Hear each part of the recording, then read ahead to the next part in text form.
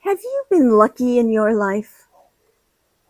I have a very good friend who has repeatedly said to me that I've been lucky, very lucky, all my life. She thinks that I'm living my dream life simply because I've been lucky and not because of any conscious effort on my part.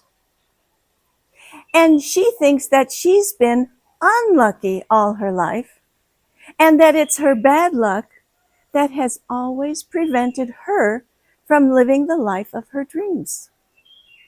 She believes that if she'd had the kind of good luck she thinks I've had, then she'd now have a very different life, a much better life. Of course, she didn't know me years ago when I had some very, very difficult and depressing periods. She just looks at me now and sees that I'm living the very life that I want. And in her mind, that's because I've had good luck. She doesn't realize that luck had nothing to do with how I'm living my life. Hi, I'm Kate. I make videos about the joy of living in Indonesia. And this is my YouTube channel, KateGypsy. I encourage people to create a more adventurous lifestyle for themselves, if that's what they want. So, good luck? No. Luck had nothing, or at least very little, to do with how my life has turned out.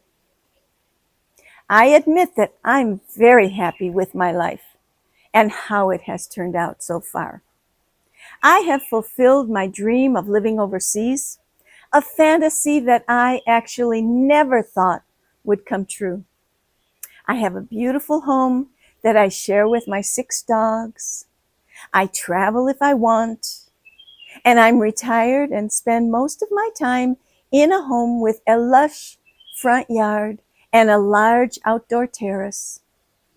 I make YouTube videos, something that I love doing because I can share my life and the lessons I've learned over the years. How did all this come about? Was I just lucky? Was this my destiny all along? Or did I play a very important part in what my life has become? I think the answers are obvious. Of course, I played a very important part in developing my current lifestyle. But what made it possible for me to realize so many of my dreams while others haven't? Let's go back to when I was in my late 30s. I had already been through several different unfulfilling occupations, but had gone into graduate school, a doctoral program to become a clinical therapist. Unfortunately, I was feeling restless about becoming a therapist who would probably have to stay in one place for the rest of my life. I loved the program I was training in, but I was unhappy about the prospect of setting up a practice and living in one place for the rest of my working life. You see, I had always wanted to travel and even live overseas. That was my real dream. Because of that, I was on the lookout for something that would help me decide if I was already doing the right thing to become a therapist or if I needed to make a change. And that's when I saw an ad for an overseas job training people on word processing. I didn't know where the job was, but I would have gone pretty much anywhere. I needed an adventure, so I applied for it.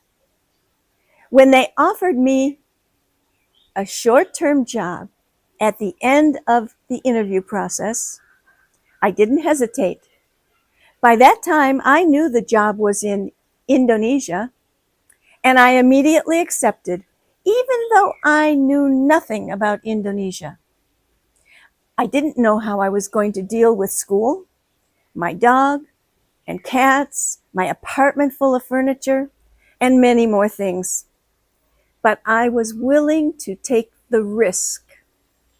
I was sure that I would figure it all out somehow. And yes, I did figure it all out. And that move opened many new doors for me.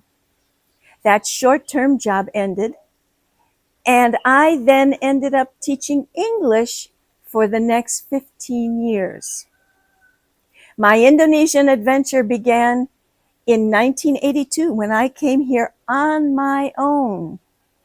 That was quite a risk, especially since I was interrupting a doctoral program that would have finished training me to be a therapist, a job that would have been secure and respected.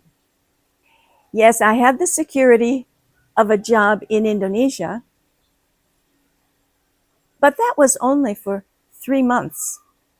When that job ended after 3 months, I stayed here on my own, finding a home to rent, learning the language, figuring out the crazy streets in Jakarta, and actually so much more.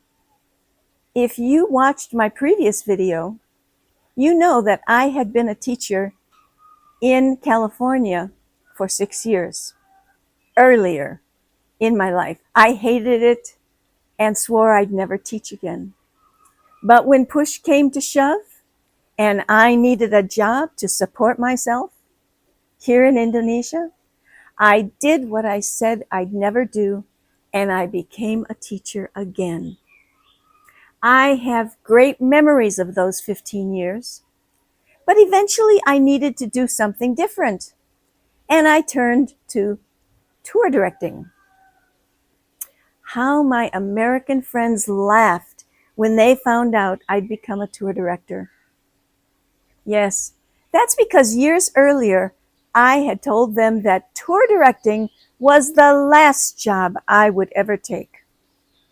But I had 18 wonderful years leading tours in Spain, France, Russia, the Baltic countries, China, Japan, and more, always returning to my home base here in Indonesia. I could tell you about other risks I took in my life, but I think you get the point I'm trying to make, that taking risks in life is essential because it pushes us beyond our comfort zones, leading to personal growth and new opportunities. When we take risks, we challenge ourselves to overcome fear and uncertainty, and doing that builds resilience and confidence. Many of the greatest achievements, whether in career, relationships, or personal development, come from taking a risk, stepping into the unknown. Even when risks don't lead to immediate success, they provide valuable lessons that shape future decisions. Without risk, life can become stagnant, filled with missed opportunities and what-ifs. I don't want to be at the end of my life asking myself, what if I'd done this or that? When we accept risk, we can discover our true potential and live more fulfilling, adventurous lives. Yes, it's true that sometimes the risk doesn't work out, but that's okay. We learn more about ourselves when that happens. And don't get me wrong, I'm not suggesting that anyone should take careless risks that might put them in personal danger. There's a difference between stepping outside your comfort zone to embrace new opportunities versus making impulsive choices that disregard safety or logic. You might be thinking that my accepting a job in Indonesia, a country that I knew nothing about, was pretty impulsive. But I'd been restless for some time, and taking that risk was just a step in the right direction. Yes, taking positive risks allows you to develop the ability to judge future risks. In other words, You get better at estimating the odds for success the more often you take risks. How about you? Have you seen the benefit of taking risks in your life? Please comment below this video. Bye for now. Thanks for watching. Till next time.